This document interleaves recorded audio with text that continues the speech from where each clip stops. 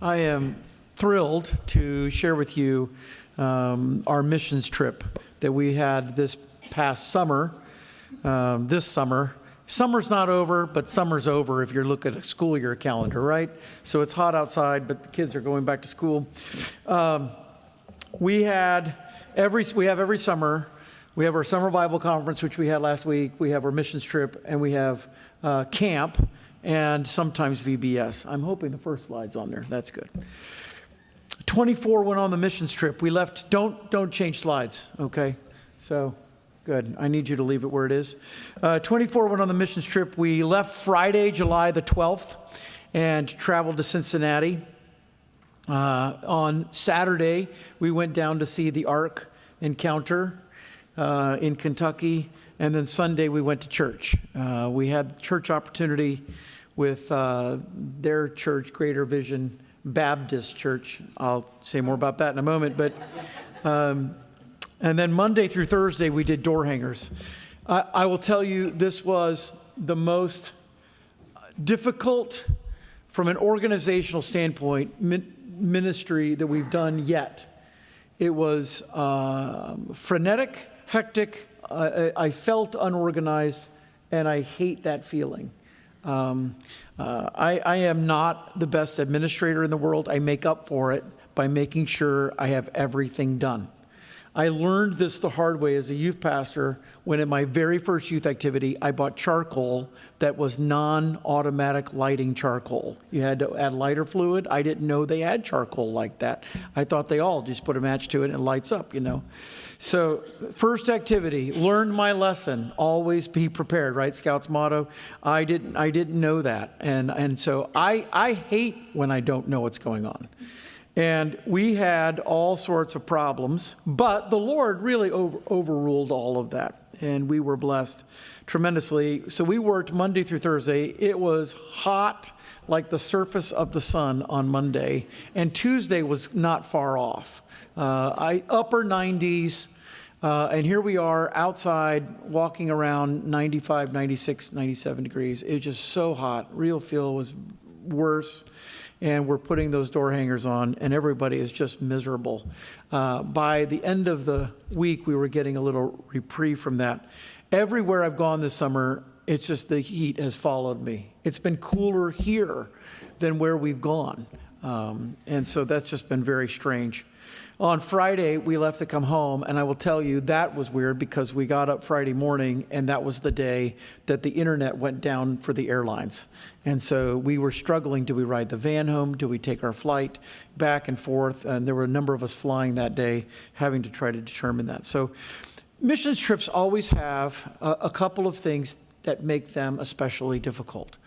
We call ourselves vacationaries. The reason we use that term affectionately is because everybody who's going is taking time off work. I mean, except for me, really. I'm the one working. Everybody else is on vacation. And yet they're taking their vacation to come on a missions trip. And so I take that seriously. I want people to enjoy the trip and have a kind of a semi-vacation experience, but we are there to serve the Lord. Travel can be difficult. Living can be very difficult. This year was not as bad as it has been in years past. It was not as good as Utah. For those of you who went to Utah, we were living in heaven.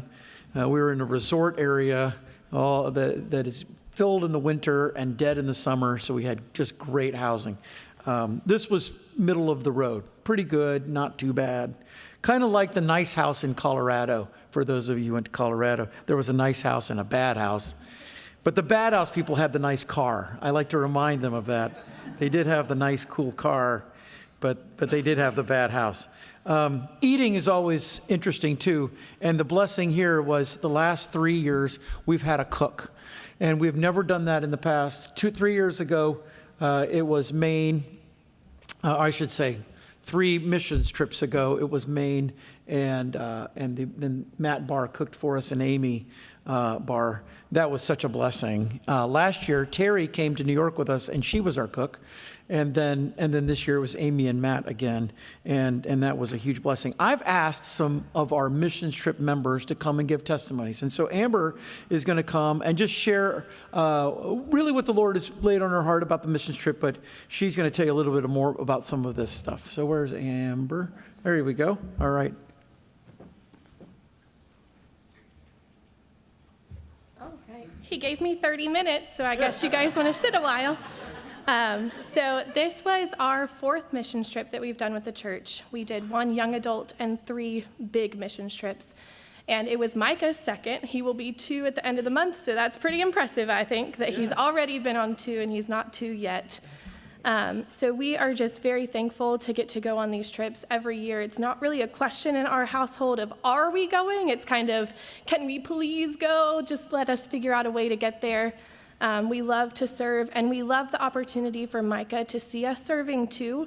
In our day-to-day life, Tommy and I work, and so Micah is not right there beside us getting to see what we're doing to serve God. But this is an opportunity for him to see that from morning until night, we really do want to live our lives for God. So this year was certainly exciting and very unplanned in many ways, but Pastor and Becky really turned things around while we were there, and I was impressed by it. I know a lot of people were. So we went with the intention that Micah was going to go to VBS with all the other children and have a great time getting to be a little child. And then it shifted, and we were going to be doing door hangers. And if any of you have met Micah, Micah does not love to be still. And so the idea of him being in a stroller for hours on end in the Ohio heat, which was, I promise you, hotter than anything I have ever felt in my life, it was just not going to be a good option. So Tommy and I were a little bit fearful when we were there. What are we going to do? Should one of us sit it out and just stay at the house with him? And I prayed and prayed the morning that we were supposed to go and start serving, and God just answered the prayer. It was amazing. Like, I could cry even thinking about it. But we get to the church that morning, and Pastor is divvying out where we're all going to go, and Matt and Amy show up, and they said, hey, why don't you let us take Micah with us today? We'll take him to the house. We'll see how he does with us while we're cooking. He can play, he can eat, he can do all the toddler things, and he won't be strapped in a stroller in the heat. And I could have melted to the ground in thankfulness. I truly didn't know how we were going to make it work. So that truly was the biggest blessing on the whole trip for us as a family, because in pictures that we got later, Micah had a great time. He stayed with Cameron. They not only kept Micah, but also Cameron, and cooked for 25 people. So I think that is pretty impressive. So I'm just very thankful for that. That was one of the ways that God provided for us. Then, because of that, it allowed Tommy and I and Kayla and Brian, we were paired up in a little group to go and really move it around Cincinnati. Pastor lovingly gave us one of the largest maps of all of the groups, and the first day made a comment that he thought we could get through the whole thing in one day. Well, if you know me, I am competitive. And I took that as a real challenge. And so we get out there and we're dividing up. We're like, all right, we're going to go this way and that way. You on this side, me on this side. We learned very quickly we were not going to make it through that map in one day. We got about 20% way the first day. And so then it became, we're going to finish this map before the end of the week, which we did. We finished our map and most of another. But that was fun to just see how much more we could accomplish just because we're not trucking along with a stroller all over Cincinnati. So it allowed us to access more people. And every evening when we got the update of how many children had gone to the VBS that night, I felt so encouraged to just go and work harder. Because by the end of the day, you are so sweaty, you feel disgusting. You are hurting on all places all over your body. My calves and my feet are still recovering from the trip, I think. But it was really interesting just to see the growth that happened. And all I kept thinking was it could just take one child to change an entire family of people. You know, one child could show up to this one VBS one time and hear a message, and that changed their heart, and they take that back home to their family that may have never heard it themselves. So it really encouraged me to see, I think at the most they had just over 20 kids show up, and they went from, I think, less than 10. So that was an exciting number just to hear and see the growth that God can do. And then the last thing that I will share is that on the return home, we were one of the groups that had chosen to fly. And we woke up the morning of the return home. Our flight was not supposed to be until that evening around 8 o'clock. And we woke up to the giant IT outage for all the airlines. And so then it was, oh no, what are we gonna do if we don't get home today? You know, are we gonna walk home? You know, are we gonna rent a car? We have a toddler. So we just prayed about it that morning, and we went about our day just as usual. We had planned a few things since the mission trip was really over. And we went around Cincinnati. We got to the airport. There were certainly a lot of people very upset. Their flights had been canceled, but God didn't cancel our flight, and he didn't cancel Pastor Matt and Becky's either. And so the people who had flown were able to get home. And I just think that's a huge blessing, because if you had seen the sign, almost all the flights were canceled that day. And so the fact that we were all able to get home safely in a timely manner, it was a huge blessing to us. So I am very thankful to have gotten to go on the trip, and I'm excited to see what God does for Greater Vision Baptist Church. And I'm the story behind that. Can I tell? I'm the one. Hold on. Oh, you can tell. It was a guy that stopped me. You can tell the story. I got to go to the next slide. Will it do the slides?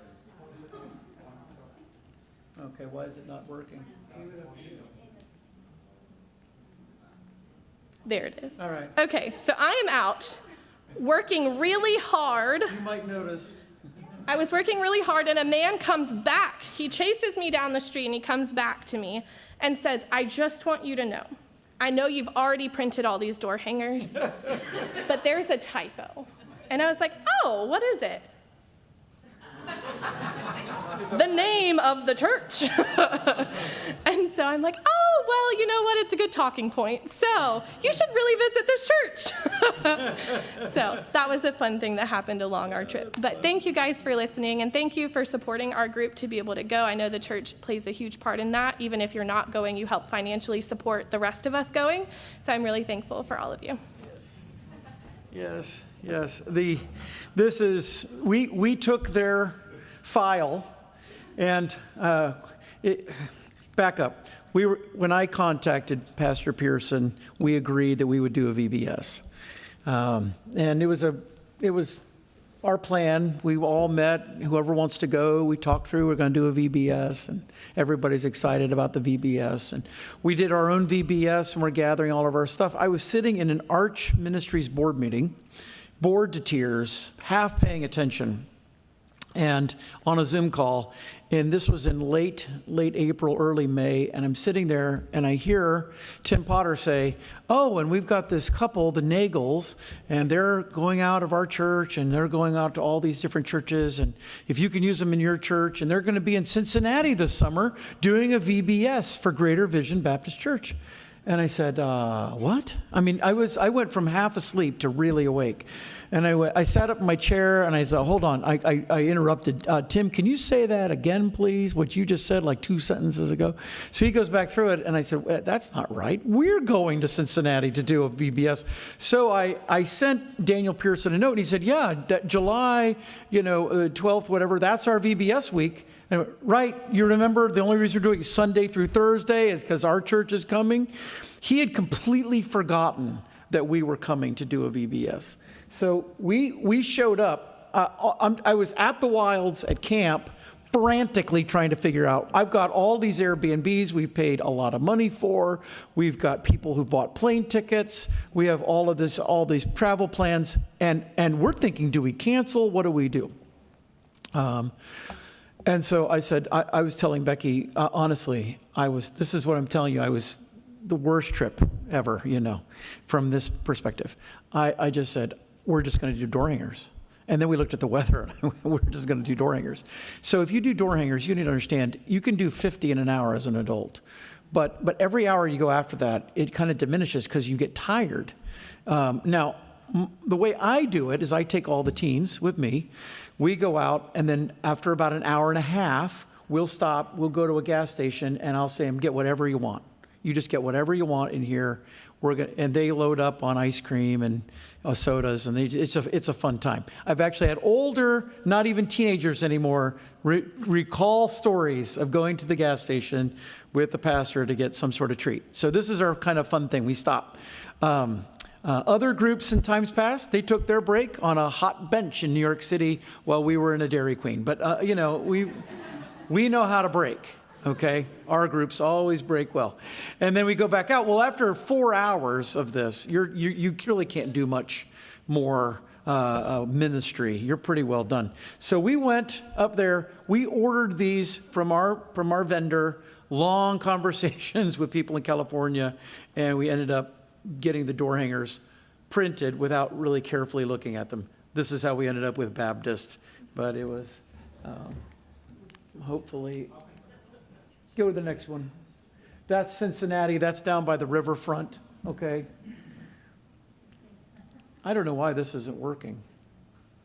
That's one of the 2 houses in our church van. Sam Lavender drove the van up, and his family and the Matskos rode on the van. Did anybody else ride the van? You drove the van. Well, I have a picture of Sam driving. Was that just out of the parking lot? Oh, okay. All right. All right. Next one. That's probably Becky trying to figure out what we're supposed to be doing next. Hold up. That was the other Airbnb that you were looking at. Okay, go ahead. We went to the Ark on Saturday, as I said. That was a pretty fun event. Okay, and we went there to help the Pearsons. This is the pastor and his wife and their children, and they have a community center that another church owns that they use. And so actually they have a gym. It's pretty nice. Go, okay, next one. This is the outside of their building. Okay. This is Pastor Pearson advertising his Game of Life VBS. Okay. Sunday evening came. We went to the church, whole team. Here we are. There are 24 of us. We get there, and there are 11 children. Now, that includes our children. There are 11 children. They had only given out 50 invitations. He looked at me and he goes, "Do you not think that's enough?" I said, "Well, you need to do 50,000 invitations. You're just not going to get lots of kids with 50. He was shocked when we ended up doing 7,700 door hangers. He was just blown away by that. So we went inside, and I realized there's no way this is going to work. And now we're changing on the fly because it was going to be just a little bit of door hangers and VBS. This is when we said we're just doing door hangers. We had this team meeting. We're having kind of a difficult conversation of what are we going to do, and that's where we make the decision. Now, I want to tell you, we had some folks who came because they want to do VBS, and they can't walk really well. Some of our senior saints really did a great job walking up and down. Cincinnati is not Kansas. It's like the city of hills. It's like what they're known for. We're the city of oaks. They're the city of large hills. And so it was up a hill and down a hill in that really hot weather. Okay, next one. Pastor's children singing Sunday morning. Okay. So we went down to the Ark on Saturday. I don't know how these got out of order. Okay, next one. I don't know if you've ever been to the Ark encounter before. Some of you have. Okay. We've got a few Ark pictures. Okay. That's I don't know how those people got in the picture. Just ruined the slide. Okay, next one. Okay, this was standing out waiting to go in. We buying our tickets. Kezia was there. We didn't even know she was going to be there, and we got. Surprisingly, she was part of Noah's family. That's something you didn't know because it's not in the Bible. But anyway, okay, next one. I enjoy this every time I go. You're inside the Ark, and they have shelter areas in case of extreme weather. I get tickled by that, you know. Of course, this is the shelter area of all shelter areas. There has never been a shelter area better than the Ark, and yet it has. Okay, next one. So Ken Ham's thing is he's reclaiming the rainbow. He's got a verse right there. He has set his rainbow in the sky. And it's a good picture. Okay, next one. This is the Gospel Blitz maps. This is the one that our group, I think, did the first day. there's not very many homes here. Okay, next one. This is the one we gave out to somebody. It's like masochism. Who try to get that one done in a week. There's a lot of houses in there, and they're really far apart. Okay, next slide. We called the big house was the house where the Robinsons and the Lavenders were, and Linda, and we called that one the big house. We had all our meals there. Okay. Right up from where we were staying, the Darcos, the Rairdens, and the Walkers stayed in another Airbnb, was the William Taft House. Now, I have to tell you that when you left our house, you would turn onto the main street, and then you would walk like 5 or 6/10 of a mile. That's not that far.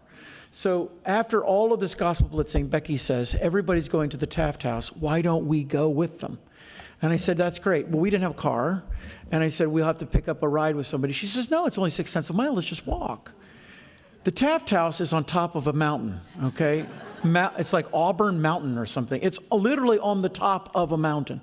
When I turned down the street, it was straight uphill, straight up hills. Worse than I'd seen. I went, this is crazy talk. We walked the 6/10 of a mile. I was stooped over by the time I got to the end. She wasn't breaking a sweat, but it was fine. Okay, next one.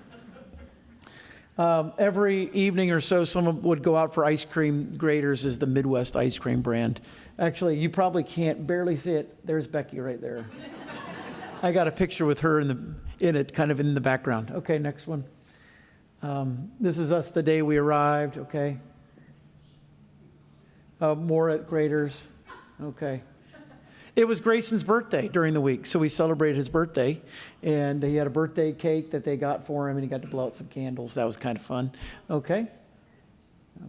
We have Brian and Kayla, good picture of them with the flowers. Okay. Matt and Amy, there were the cooks, and it was just incredible. The food was so good, but they were also serving by taking care of Cameron and Micah. My brain just seized up. And that was a huge blessing. Okay. Here they are, the boys playing with each other. Micah's going to be a linebacker, we've discovered. He likes to tackle people. He's very good at it. That was fun. Okay, next one. On the last night, Stephanie said, let's go to this restaurant. It's on the top of this mountain. You drive up to the top of the mountain. We got up there. We found out they serve one thing in the restaurant, burgers. That's it, one thing. They don't even French fries. You get chips, okay? And we had no idea, good reviews, all this stuff. She says it'll be a little while. It's just me in here. Lady says I'm doing everything tonight, and everybody's going, that's okay. We got our food an hour and 45 minutes later. An hour and 45 minutes. We were all reaching the end. We were hangry by the end. This large group of very hangry people were sitting there. This was at the beginning when we thought we were going to get our food within a few minutes before the reality set in. But it was it was on the top of one of the mountains, and you could see down below. Okay, okay, that's it. All right, I've asked a couple others to give testimonies. Emma's going to come, and then Jim Matsko and give some testimonies about our trip. Okay, Emma. Okay, so I don't have a lot to say really. So the missions trip, I don't have a choice if we go. It's my parents' choice. So I was like, we're going on a missions trip. We're doing VBS. I was like, okay.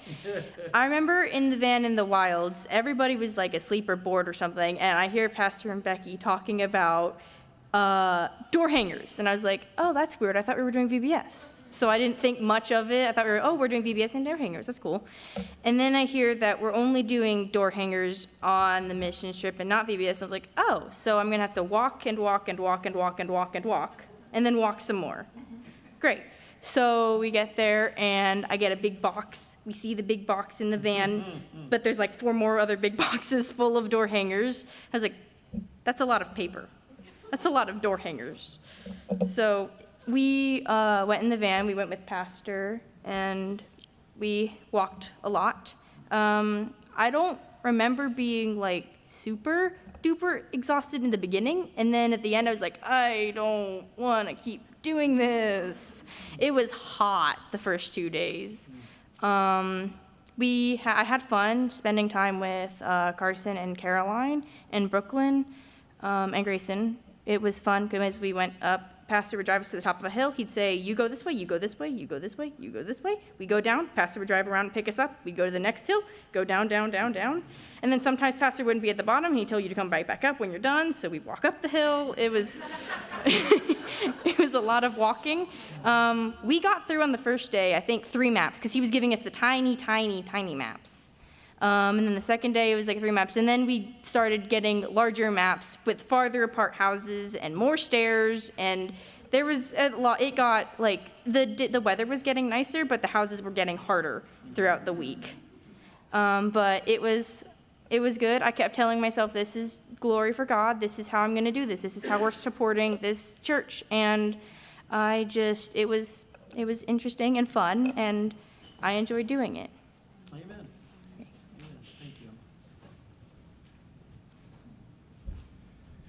Amber was given 30 minutes, I was given 30 seconds. I brought some notes to you. I have to say that this was the most organized blitzing that we have had. As far as the maps are concerned, we were able to drive to an exact point and distribute the people doing the hangars. 3 vehicles. We assembled for logistics the first day at the church meeting place. The other 3 days we met at the big house. And we went on our various ways. People quickly chatted, prayed, and went on our way. And I was in the pastor's van. It wasn't just the teens and the children. Diane and I were there also. And I think we held our own. We did it. The Lord blessed our knees and our bodies to be able to do this.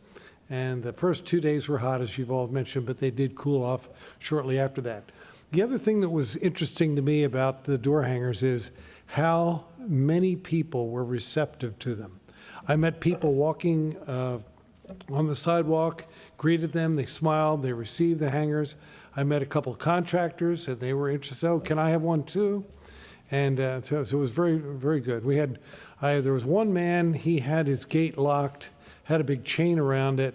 No, don't even come near my gate, you know. So I figured, okay, I'm going to give him a door hanger. So as I gave him a door hanger on his gate, he came running out of the house, guy about this tall.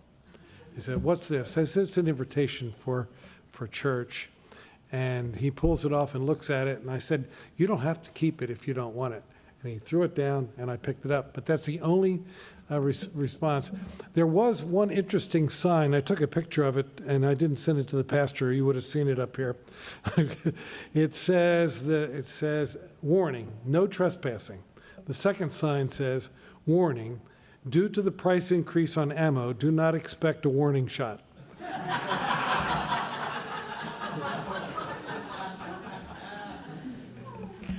Yeah, that was something else. I will tell you that our van, I would shoot everybody out, and then I would park the van and do as many houses until I figure they're done. Then I have to run back to the van and go find them. And of course, you don't want to leave the teenagers by themselves for very long because you got to keep your eyeballs out for them. So it was just a logistical nightmare. It was not the ease at which he said. It was not. It may have seemed that way, but I was frantic almost every day trying to make sure this would work right. All right, I said Acts 17. What I really want is 1 Thessalonians 3. It's the same story, just other sides of it, okay? So Acts 17 tells the story of the church in Thessalonica being planted, and we'll kind of walk through a little bit of that here in a minute. I want to read verses 3 through 8. 1 Thessalonians 3, this is the heart of this book. We just went through it verse by verse, but if you were going to study this book just in a one sitting, this is where you would start in chapter 3, because Paul says, "When we could no longer forbear, we thought it good to be left at Athens alone, and sent Timothy, our brother, minister of God, fellow laborer in the gospel of Christ, to establish you and comfort you concerning your faith, that no man should be moved by these afflictions. For yourselves also know that we are appointed thereunto. For truly, when we were with you, we told you before that we would suffer tribulation, even as it came to pass, and you know. For this cause, when I could no longer forbear, I sent to know your faith, lest by some means the tempter have tempted you, and our labor be worthless or in vain. But now when Timothy came from you to us, and brought us good tidings of your faith and love, and that you have good remembrance of us always, desiring greatly to see us, and we also to see you. Therefore, brothers, we were comforted over you in all our affliction and distress by your faith. For now we live if you stand fast in the Lord. Every time we go on a missions trip, I try to tell the pastor where we're going. If I'm given a chance to speak to the church that we're helping, or I tell our own team, there are 3 reasons why we do missions trips at College Park. 3 reasons.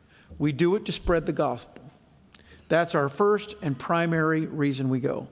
We do it to encourage the churches where we minister, and we do it to encourage each other toward the responsibility of missions. In terms of spreading the gospel, you understand the gospel is the means by which churches are formed. This is the only way you can do church, is by spreading the gospel. Paul goes to Thessalonica from Philippi. Remember what happens at Philippi. He's beaten, he's in the jail, it's unjust, he's asked to leave. He goes to Thessalonica, and if you go with us on our trip in May, if you're able to do that, and you go to the pre-trip, we're going to try to go over to Thessalonica to see this city. It's still there. But he goes to Thessalonica, and he's there for 3 weeks. That's what Acts 17 teaches you at the beginning of the chapter. He's there for just 3 Sabbath days, where he goes into the synagogue. And then the Jews get angry at him, and they kick him out. He goes to Berea. He's in Berea for a time, and then he has to leave Berea because they chase him down to Berea. And finally, his team says, they're going to kill you. You need to go on vacation. And they send him to Athens. And the whole story of Paul in Athens, where he does not plant a church, is Paul on vacation. So you have this story of Paul. Now he says here, wherefore, when we could no longer forbear, we thought it good to be left at Athens alone. Paul says, I just decided I'll stay at Athens on vacation. You all, who they really don't want to kill, you go back to Thessalonica, find out how things are going. So Paul had gone to Thessalonica. He taught the gospel to them. He preached first in the synagogue of the Jews. They were persuaded, it says in Acts 17:4. Some of them were persuaded. Even some of the women, the Greek proselytes, and some of the great, or I would say the influential women in Thessalonica are persuaded of the gospel. So Jewish proselytes would be people who were of Greek origin. They were non-Jewish, but they had converted to Judaism, and now after hearing about Messiah and Jesus, they converted to Christianity. But Paul is persecuted for his message. There were some who reject him, Acts 17:5. They were of the baser sort. They were a criminal element, a mob, and a full-scale riot takes place, and a legal case is brought against Paul. Remember, he's still healing from the beating in Philippi. His discipleship team is afraid that he's going to die. And these are taking their case to the city officials. They claim that Paul is serving a king other than Caesar, which isn't true. Remember what Jesus said, give unto Caesar what is Caesar's, and to God what is God. A good Christian is still a patriotic Christian of his country, still loves his country, as Paul did the Jewish people, as we do our American friends. And if you're from India, I'm sure as you do Indian people. I mean, we love everybody the same, but if you have a patriotic streak, it's kind of what's going on here. But he goes to Thessalonica, he plants this church, and verse 10 of Acts 17 indicates there were brothers in Christ in the city who are now working to protect Paul. And Paul's ministry is so explosive, he leaves, and the new church sends away their missionary pastor after a short time because his life is in danger, and he goes to Berea. And then he has to flee again, verse 14 of Acts 17, and he goes to Athens. So Paul is in Athens, and he's struggling with the internal conflict of the church in Thessalonica. So when he sees the city given to idolatry, it says he's agitated, but he's already on edge. Paul's already agitated because he's dying to know.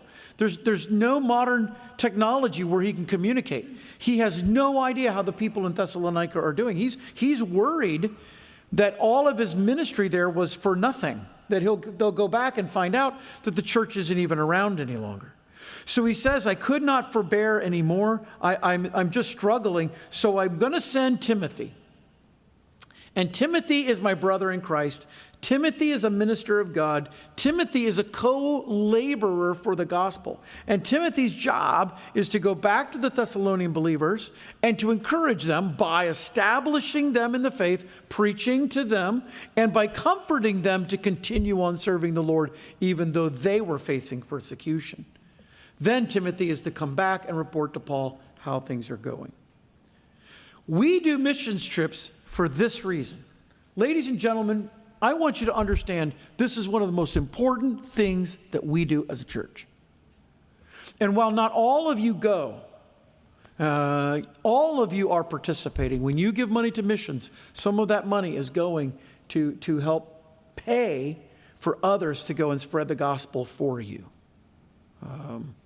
When we were in New York last summer, we were spreading the gospel in New York, sharing the good news that Jesus saves with unsaved people. Same thing in Cincinnati this summer. That was our goal. That was our job. And so we're there to spread the gospel of Jesus Christ.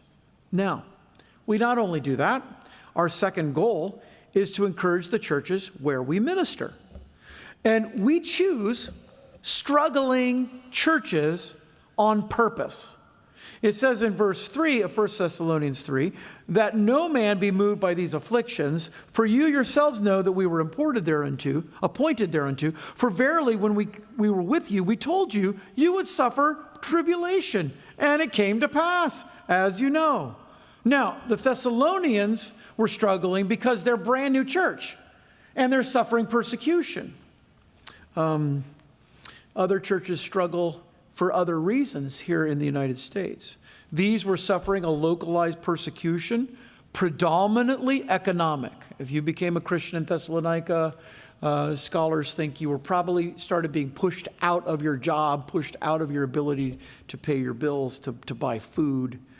You were being pushed as outcasts of society. Remember, they would say, you don't love the king, that you serve another king, Jesus, not Caesar. So it was kind of being pushed out of society. And I would say many times we face situations where the churches we're helping are really not wanted. There's a Supreme Court case, Village of Stratton versus the Jehovah's Witnesses. The Jehovah's Witnesses were in this little Ohio town, I think it's Pennsylvania, it's Ohio town. And they were going door to door as they do. And they went up to a house. The Village of Stratton got upset with them because they had passed an ordinance. You had to get a permit to do this. And the case went all the way to the Supreme Court. And the Supreme Court decided that towns and states don't have the right to tell believers, to tell any faith, that you can't go door to door. So here we were in Pennsylvania, in a little tiny town in Pennsylvania, in Amish country, and we're going door to door, and I've got the pastor's kids from the Pennsylvania church, and they're little, and some other kids with me, and we're doing door hangers, and a police car drives up, and I look down at the guy, and I pull out my phone, and this is back when cell service was still available, but it's like 2G now, and I can't remember. I know it's an Ohio town versus the Jehovah's Witnesses, but I'm having to pull this thing up. The policeman invites me to sit in the car with him. So now I'm seated in the police car, and the policeman is telling me that we have broken the law, that it's a misdemeanor offense, and that he's going to have to take me to the police station. And I am looking at him, and my heart is beating in my chest, right? And I'm looking at him, and I said, well, if you do that, I mean, this isn't bravado, and I'm not trying to be obnoxious. You're really making a huge mistake. And he goes, why is that? I said, because the Supreme Court has already answered this question. And I really need you to talk to somebody before you take me downtown, because I don't even have a car. I'd have to call them. It'd be awkward. And he goes, and he seemed like a reasonable man. I think I can reason with this guy. So he starts talking. He goes, I've never heard of this. I said, well, let's look it up. So I have my phone. I'm trying to scroll through a Supreme Court decision on my phone. Have you ever read a Supreme Court decision? They're unreadable. They're all talking in lawyer speak. I'm saying, let me summarize this for you, like I'm an attorney. This basically means we can go door to door. It's just fine. I have no idea. I'm doing my very best not to go to jail. And the guy says, let me call the town attorney. He calls the town attorney. He says, what's the name of that case? He says the case. Town attorney, we're all on hold. 20, 30 minutes go by. I'm sitting there in the car. He comes back and says, you know what? Town attorney says you're right. He says, you guys can go ahead and go. And we all got out of the car and kept putting on door hangers. Well, sometimes people don't want you starting a church in their area. Now, who's doing that? We wrestle not against flesh and blood. It's not that policeman. He's doing his job. He's trying to uphold the laws of his township. It's not even the people writing the laws. They're probably thinking, we don't like everybody knocking on our doors all the time. We're going to write a law saying you can't do that. But we have a First Amendment, thank the Lord, and we're able to get past that. This church here in Thessalonica, they were struggling. But I will tell you, every time you're doing this kind of work, you're on the front lines of missions work. And I love what he says here in verse 5, when we could no longer forbear. He says earlier, but now he says, when I could no longer forbear. Paul just says, I'd had it. I'm at my wit's end. I said, Timothy, you've got to go. I sent to know your faith by some means the tempter. Paul is constantly in a spiritual battle with Satan. He's in a real battle. The tempter have tempted you and our labor was empty. And that spiritual warfare is going on every single church we've been to. And I will tell you, this is sad news. I would say about a third of the churches we've been to where we have helped them, they are no longer in existence. The church in Toledo, Ohio, we did a lot of work there. They're not there anymore. So we put the church in Vermont is not there anymore. You put in all this effort and all this work and all this money, and you do and serving the Lord, and it's hard. Why are they there? It's not because the pastors there thought, well, I just like to fail, so I'm just hoping to fail. It's just it got to the point where they couldn't continue. The spiritual war was so heavy and so strong they had to retreat. By the way, in both of those churches, those pastors are in other places serving the Lord. Very difficult. It's front lines missions work. And the spiritual war going on in these churches is real because Satan is the one trying to stop this from happening. So we go there to breathe life into those churches. It's just so much fun.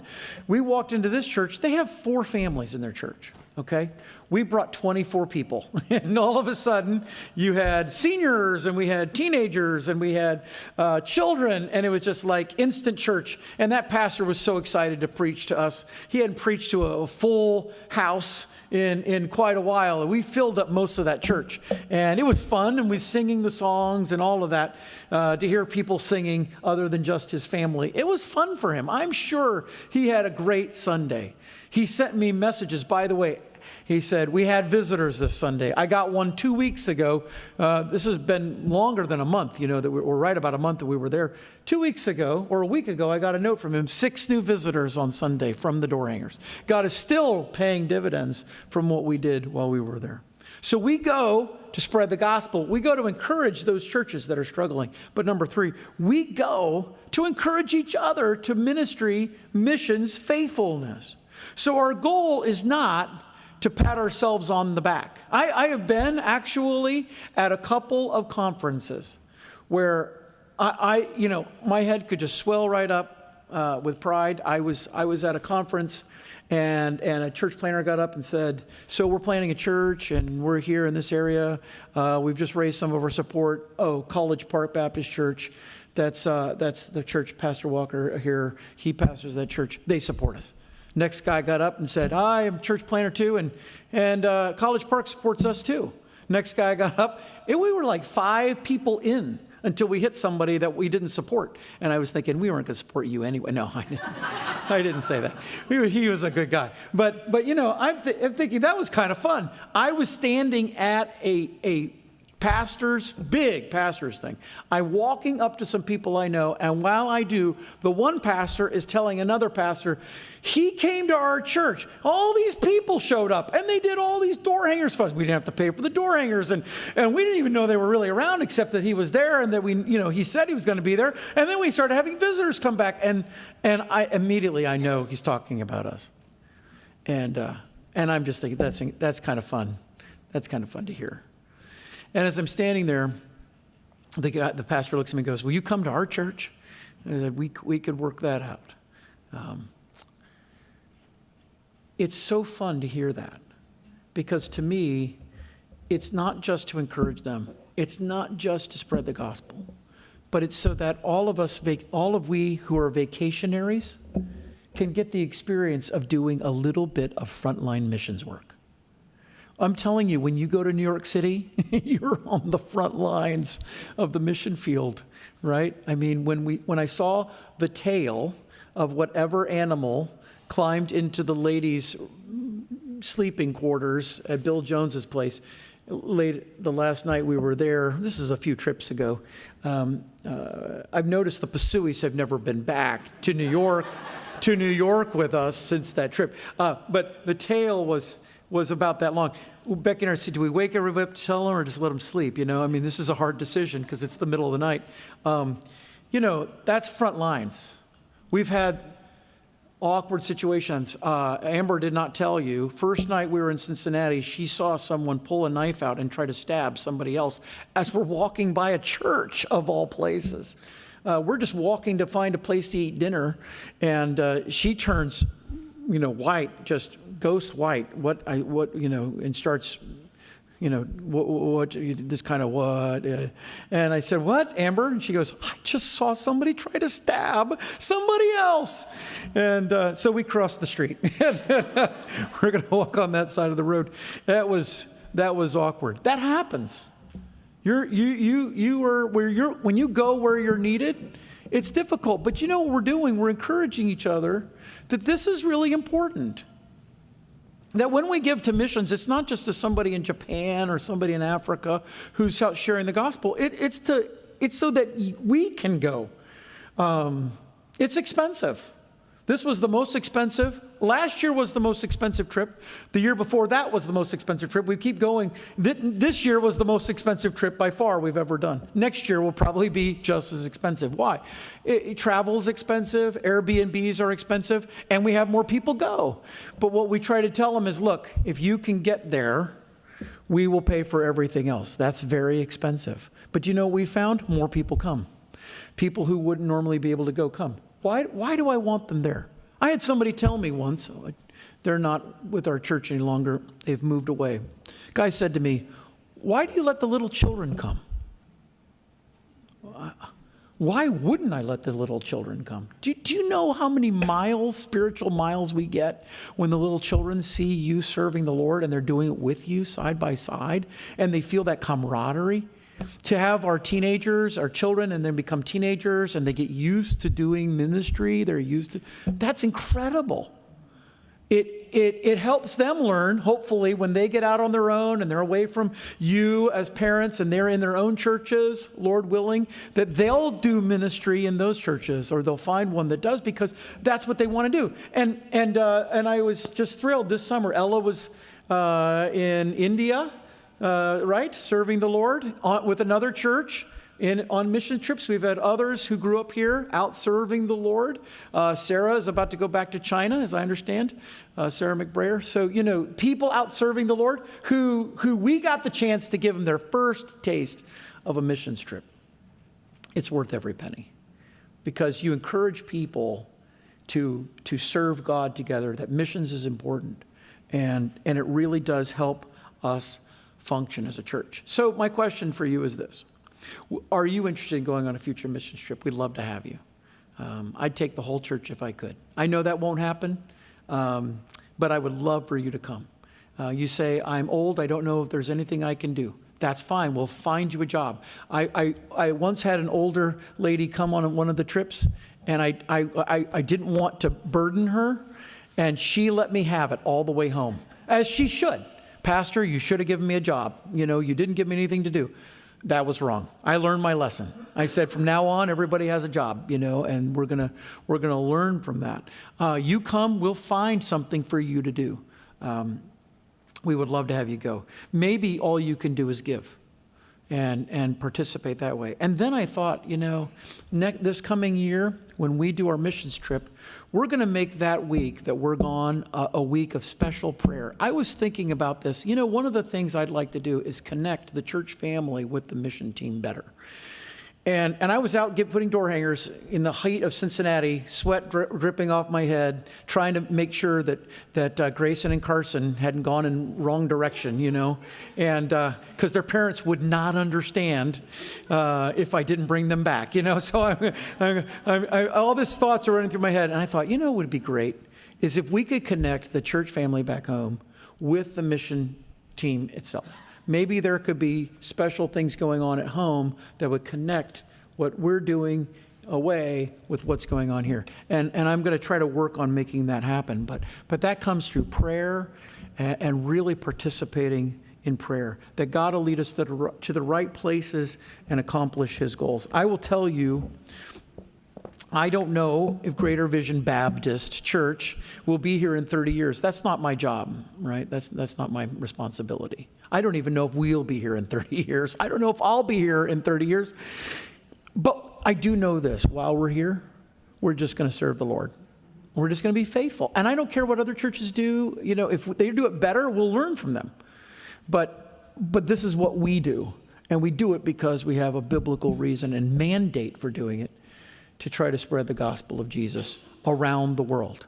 Let's close in prayer. Father, thank you for our time together tonight. This was such an encouraging presentation. Thank you for those who took pictures and for the testimonies. Help us to be like Paul and Timothy, to desire to share the gospel around the world with people that we would not know otherwise. Help us to help churches get established and started and grow, and give us opportunities to do that. We put all of this in your hands, and we pray this in Jesus' name.